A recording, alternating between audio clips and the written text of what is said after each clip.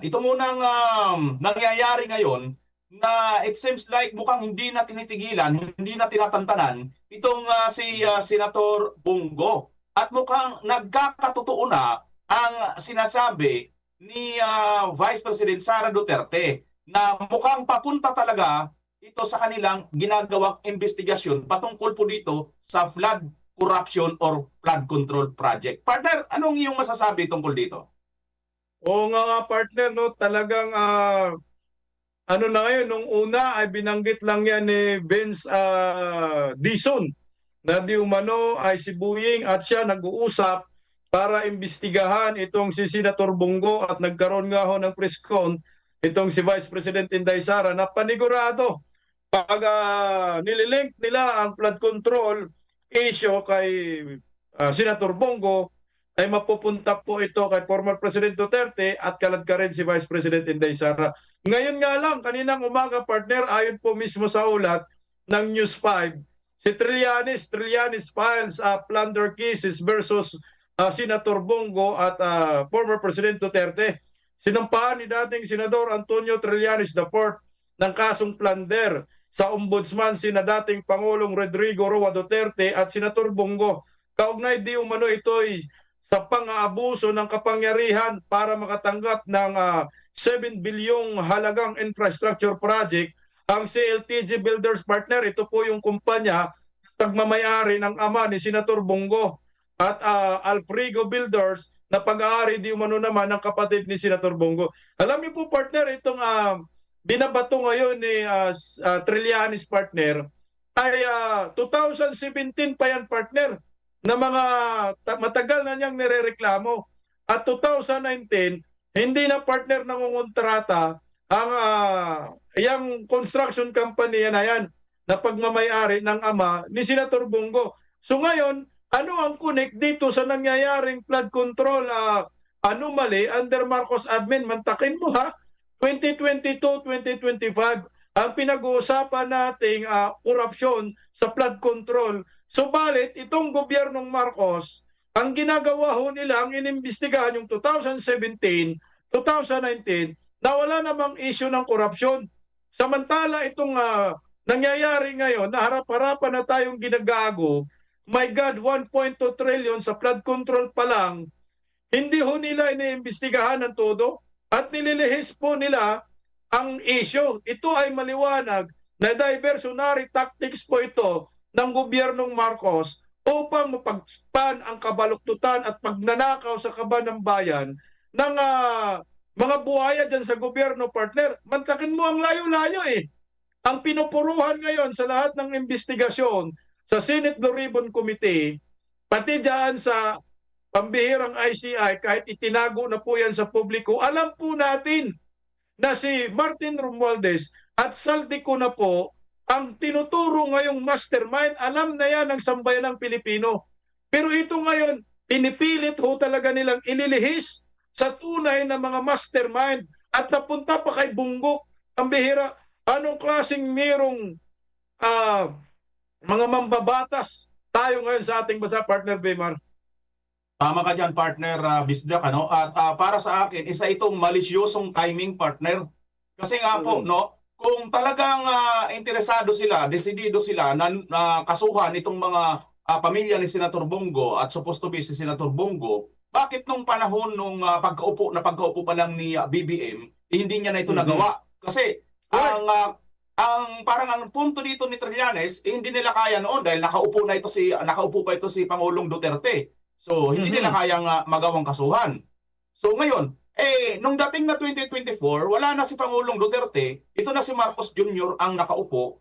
Kung intended talaga nila, kung mayroon talaga silang sinasabing noon pa na nakitang maanomalya dito sa pamilya ng Senator Bongo, bakit hindi nila ito kaagad-agad ura-urada kinasuhan? So, dito palang partner, napakamalisyoso ng timing. Ika nga, wrong timing na wrong timing. Kumbaga, timing ito ayon doon sa kanilang kagustuhan. Para bagang ito rin si Erwin Tulfo, di ba? Ibebend ang batas para lang doon sa kanilang kagustuhan. At yun na naman ni Boying Rimulya, yung pagbibend ng batas na ito. Talaga naman, wala na po talaga tayong pagtitiwalaan po dito sa government ni BBM dahil kitang-kita nyo naman napaka-malicious na talaga, no? Makikita natin kung paano nila unting pilit na ikinukunik papunta sa mga Duterte. Sabi nga nila, kahit gaano kataas ng bundok talagang pilit nilang inaakyat, marating lang nila yung kanilang kagustuhan. Samantalang ito naman si Saldico na ayan na mismo, ilan na ang kumpanya niyang sabit, buong Pilipinas, hindi lang po dyan sa bandang Bicol, buong Pilipinas. At ayon nga kay Gobernador Chavit Singson, yung mga diskaya andun din sa norte din. Hawak din nila yung kalahating trilyon mahigit na kontrata mula sa panahon ni Marcos nitong 2022 hanggang 2025. Paano nagkaroon ng ganong kano? Itong mga ito, nagmamalabundok na katotohanan na ito yung dapat pinupukusan, pero kakampi itong Trillanes na wala na, hindi na nga partner nanalo sa pagka-mayor. Ano pa ba ang baka barangay tanod partner, baka pwede pa itong manalo, no? Yun yung pansin ko lang dito, partner. Parang napaka-malicious ng timing. Wrong timing, ika nga, partner. Partner Bemar, tama yung sinabi mo. Di ba sana kung may problema talaga dyan sa kumpanya ni Senator Bongo, nung nanumpa si Bongbong Marcos at bumaba sa pwesto, si former President Duterte dahil natapos ng termino, dapat noon pa yan, isinampan na niya yung reklamo niyan tungkol di umano sa mga anomalyang nakontrata ng pamilya ni Senator Bongo. Bakit dito pa sa kainitan ng flood control under Marcos admin, kaya sinampa niya? Partner, ganito po yung nangyayari. Huwag na natin bilugin ang ating mga ulo. Alam na natin ang lahat na ang ginagawa ho ngayon ni Trillanes ay diversionary tactics po ito upang mapagtakpan ang kababalaghan ng gobyernong Marcos. Tingnan mo ha, Trillanes ngayon at mga dilawan, napakinabangan po ito ng gobyernong Marcos. Wala na pong iba na tatabla at magbigay ng sakit ng ulo sa mga Duterte at gagawa ng hindi maganda, kundi dilawan at itong si Trillanes. Ginagamit ng gobyernong Marcos. Tingnan mo ha, kagahapon, sinong nag-file ng reklamo sa ombudsman? Di ba sunod-sunod, partner? Kagahapon, nag-file itong si Kiko D.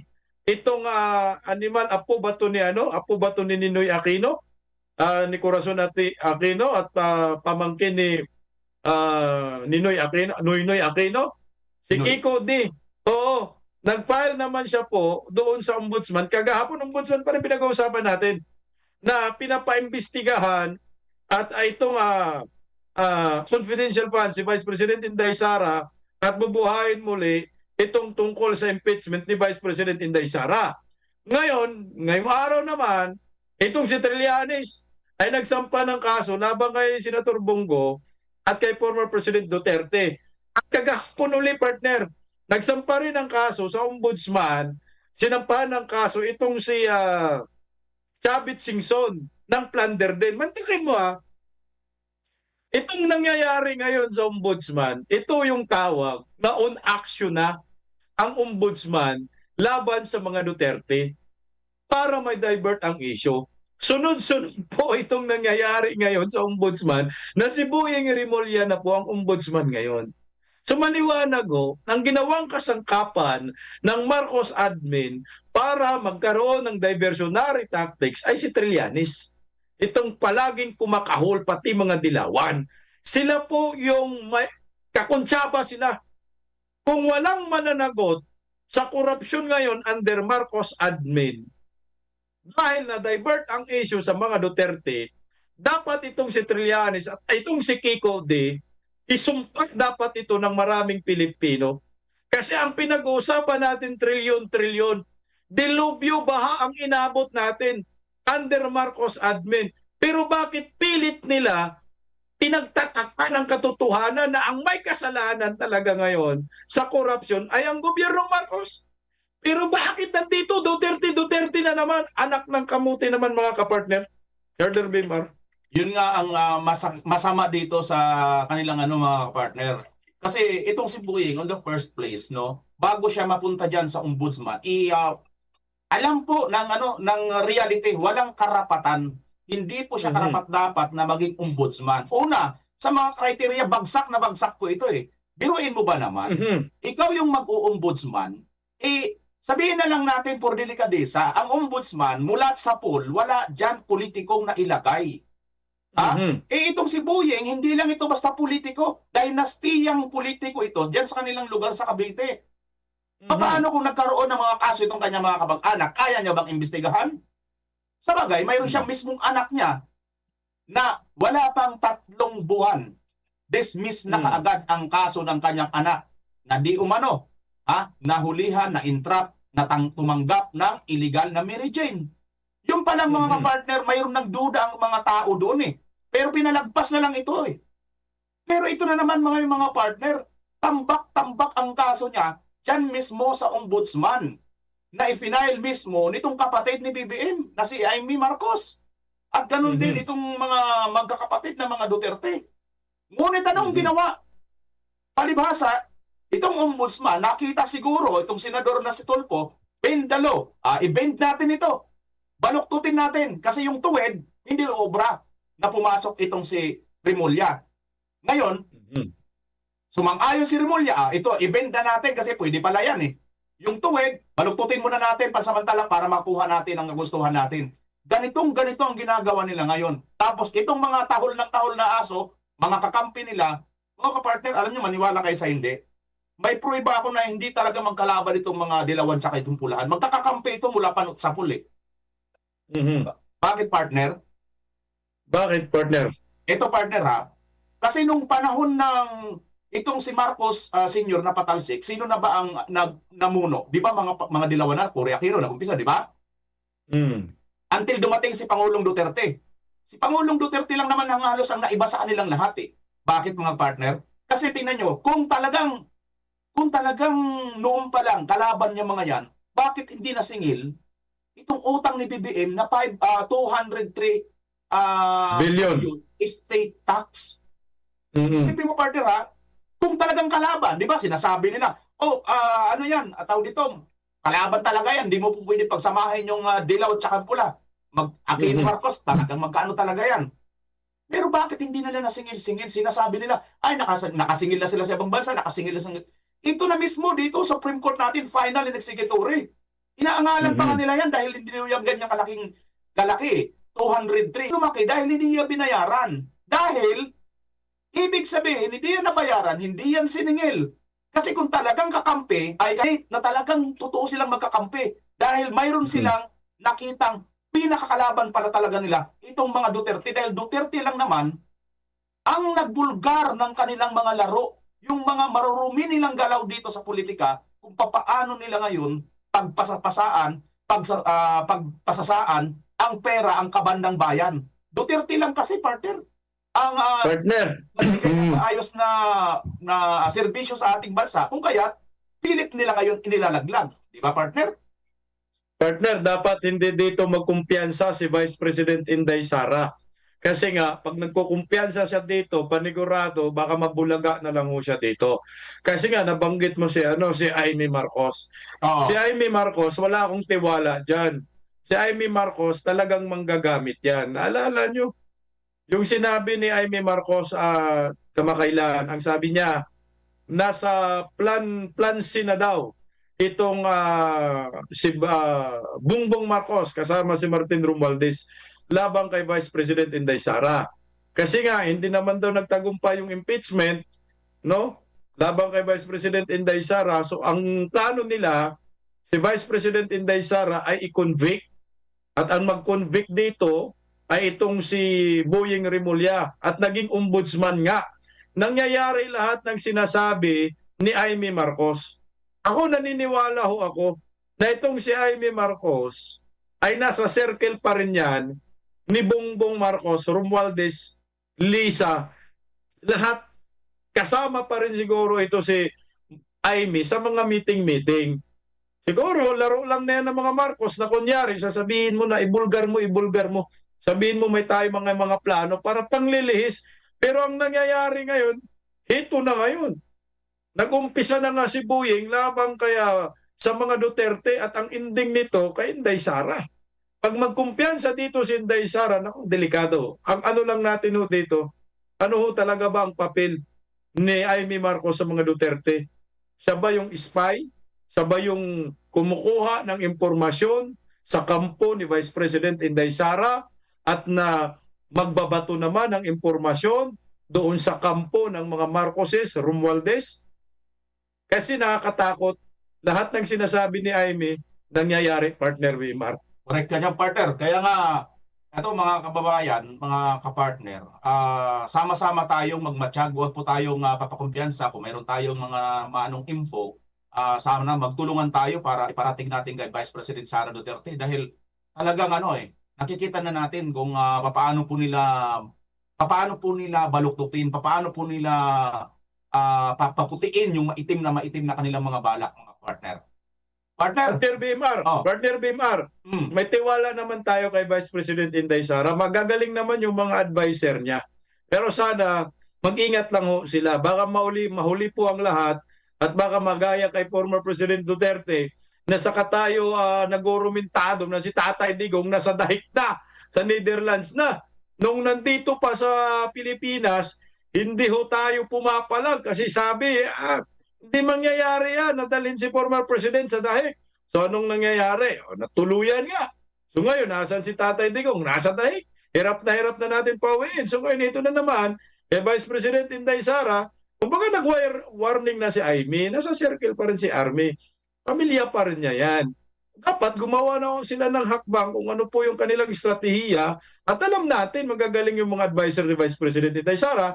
Pero sana wag po silang maunahan ng kampo ng kadiliman dahil nga ang taong bayan ngayon, kasama yung mga negosyante, umaasa po kay Vice President Inday Sara Duterte. Partner Bimar? Partner, malaking possibility ng sinasabi mo na yan kasi ni sa hinagap talaga. Kung dadaan sa legal, hindi mangyayaring mapadala si Tatay Digong doon sa dahig dahil nga sa hindi tayo member ng ICC. Ang problema, si Marcos mismo ang gumawa nito ng paraan, partner. Partner, mag-opinion na tayo. Medyo napahaba tayo dito sa ating Sige, partner. Ito, sang-ayon ka ba na ang digital transformation ay epektibong paraan para labanan ang korupsyon sa pamahalaan? Partner Bisdak. Alam niyo, partner, tama ho po yun kasi nasa digital age na po tayo ngayon eh. Talagang na malalaman mo na kung ano po yung nangyayari sa mundong ito. Kagaya ngayon, pinag-uusapan natin tungkol sa korupsyon. Nasa social media, nasa internet na ngayon, partner eh. Yung mga nakikita mong impormasyon, simple lang, mag-google ka lang eh. Kunyari, i-type mo si Lisa Marcos. Pag-type mo si Lisa Marcos, lalabas doon yung kasama niya na konektado rin dito sa issue ng flood control, doon special envoy to China. Madali lang na pwede rin kukunin yan na silbing ebidensya ng mga nag-iimbestiga, lalo na yung ICI. Kailangan i-improve na ho yung serbisyo, lalo na po yung internet connection, partner, pambihira. Okay ho, sana may mga expert tayo pagdating sa IT, pero kung ang ating internet connection naman ay utal-utal, anak ng kagwang, paano po natin matutuklasan ang katotohanan at makahanap pa ng ibang impormasyon sa social media o sa internet kung yung signal ay utal-utal gaya kay Bongbong Marcos, partner, utal-utal din yun. Ang signal din natin kasi, partner, nagdidip din kasi. Kaya dito, nagdidip tayo, pambihira. Kaya kailangan unahin muna siguro, palakasin yung internet connection kasi kawawa naman mga Pilipino, laging utal-utal yung connection. Okay to, partner, sang-ayon ako sa digital transformation. Kasi nga ngayon, iba na ang panahon ngayon, nasa digital age na po tayo. Mag-upgrade na tayo, lahat digital na, pambira. Sasakay ka nga ng bus ngayon, itap mo na lang yung yung card, di ba? Kung saan ka mamimili, itap mo na lang, via GCash na lang din. Kasi sasakay ka ng LRT, MRT, meron ka na ring apps. Dapat mag-upgrade na tayo. Hindi na ngayong panahon ng Alcatel. Panahon na po ngayon ng mga iPhone na nga, partner, iPhone 17 na, partner BMR.